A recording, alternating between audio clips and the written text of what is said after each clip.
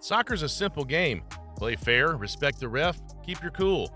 But some players just can't help themselves. They're the ones who make headlines for all the wrong reasons.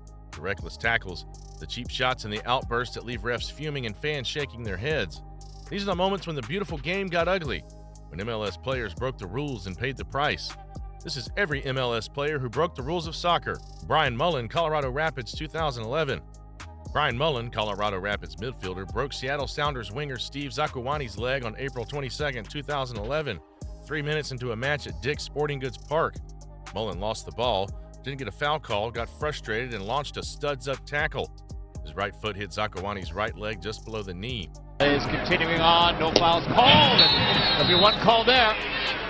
The crack of Zakuani's tibia and fibula snapping was loud enough for players and fans to hear it in the stands, a sound no one forgets. Referee Mark Geiger didn't think twice. It was straight red. Zakuani was stretchered off and straight into emergency surgery. Mullan didn't fight the card. He admitted he was frustrated and went in recklessly. MLS didn't hold back either.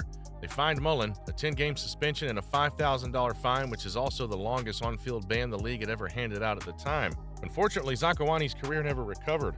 Before the tackle, he was Seattle's rising star. First overall pick in 2009 with 10 goals in 2010. Pure speed and flair. After 500 days of rehab, he made it back but never hit that level again. He retired at 26. It's a reminder that one bad tackle can end a career. If you ask MLS fans to name the dirtiest challenge they've seen, Mullan's name's still the first out of their mouths. Enter Miami 2-2 NYCFC 2025 when Messi and Suarez broke MLS rules. It didn't take long for Inter Miami's superstar duo to stir things up off the score sheet. Just a year after Lionel Messi, the 8-time Ballon d'Or winner, World Cup champion and global icon, landed in MLS, he made headlines for the wrong reason. On February 22, 2025, after a tense 2-2 draw against New York City FC, Messi lost his cool. After the final whistle, he exchanged words with center ref Alexis da Silva, earning a yellow card. But it didn't stop there.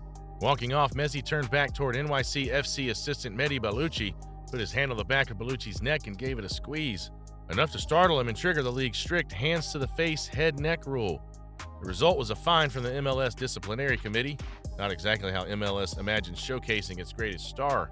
Meanwhile, Luis Suárez, never shy of controversy, the man with the infamous biting record, managed to get his name on the same rap sheet that night. Just before halftime, Suarez grabbed NYFC defender Burke Risa by the back of the neck during an argument.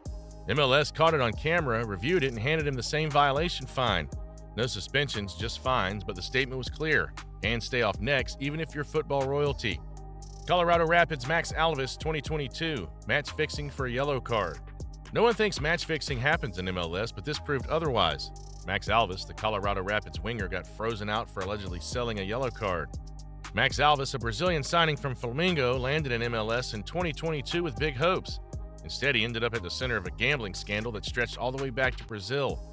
According to investigation, Alves pocketed $12,000 to pick up a yellow card against LA Galaxy on September 17, 2022.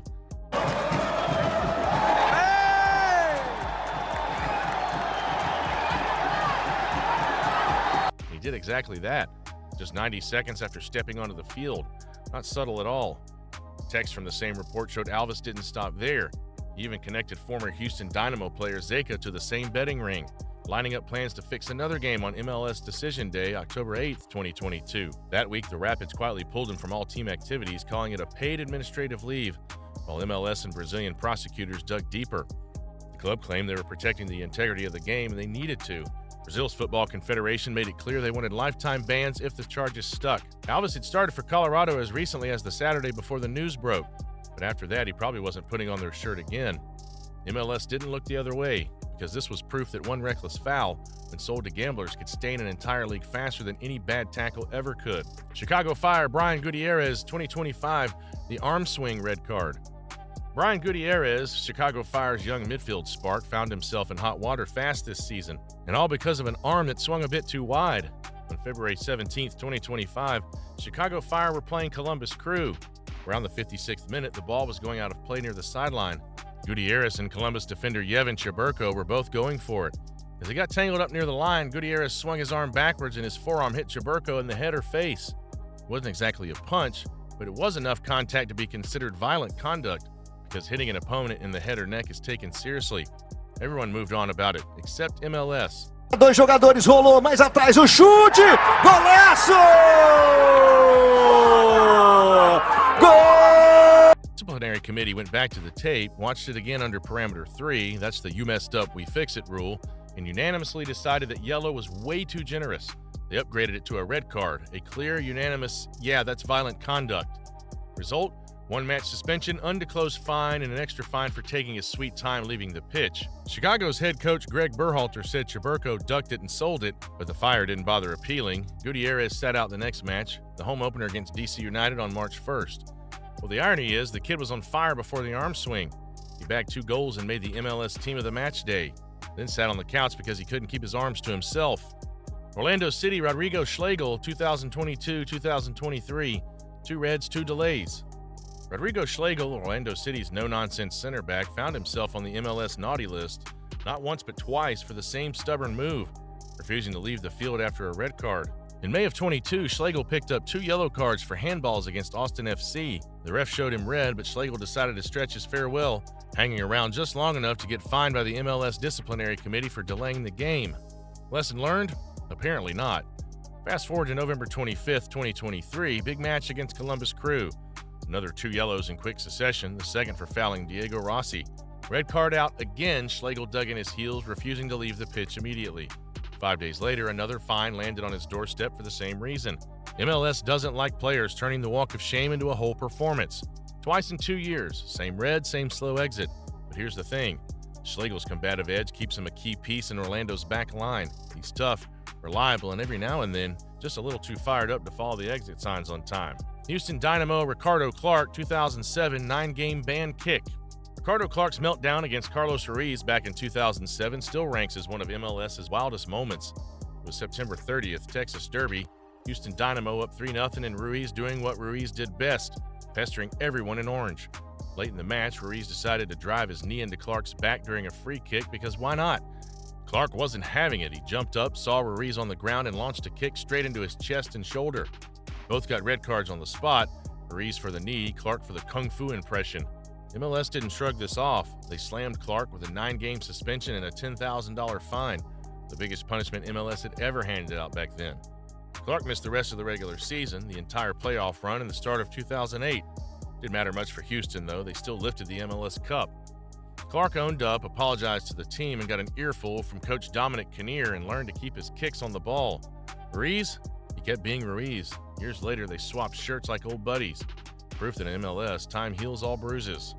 Seattle Sounders Mark Birch, 2012, the slur that got him benched. Back in 2012, Mark Birch, then Seattle Sounders no-nonsense defender, made the playoffs memorable for all the wrong reasons. In a tense Western Conference playoff match, Birch was caught on live TV calling an opposing player a homophobic slur, specifically shouting, "You F it," right into the broadcast microphones for everyone at home to hear. Seattle won the game 1-0, but Birch definitely lost the plot. Once the clip hit the airwaves, backlash came fast. Birch quickly issued a public apology, admitting the word never should have left his mouth and owning up to the harm it caused. MLS didn't just accept the "my bad." They handed him a 3-match suspension, a fine, and ordered him to take sensitivity training, the full package for violating the league's anti-discrimination rules. The suspension wiped him out for the rest of that playoff run and rolled into the next season. But here's where it turned. Birch didn't just take the punishment and disappear.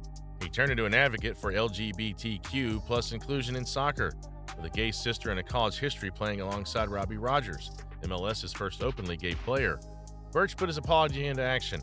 He backed Rogers publicly, joined campaigns pushing for acceptance, and became part of the push to make MLS more inclusive.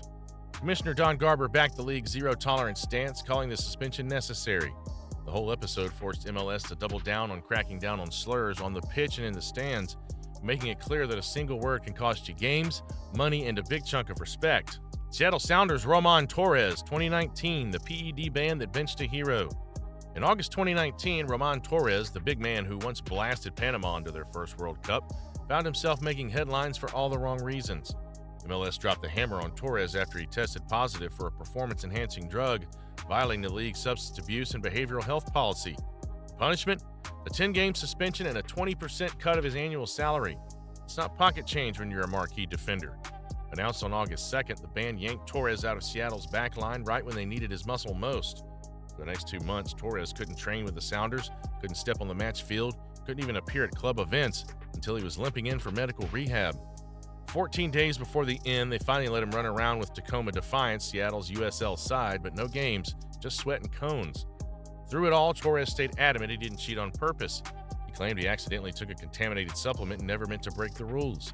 He apologized to fans, teammates, and coaches, saying, "I deeply regret this situation. I would never knowingly do anything to jeopardize my career, my teammates, or this club." It didn't erase the hit. The Sounders lost their captain for a big chunk of the season, but when he returned on September 29th against San Jose, he jumped right back in, proving you can bench a hero for a mistake, but you can't keep him quiet forever.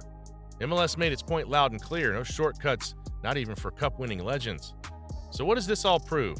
You can score goals, lift trophies, and make history, and still get remembered for one bad moment when you broke the rules. That's soccer.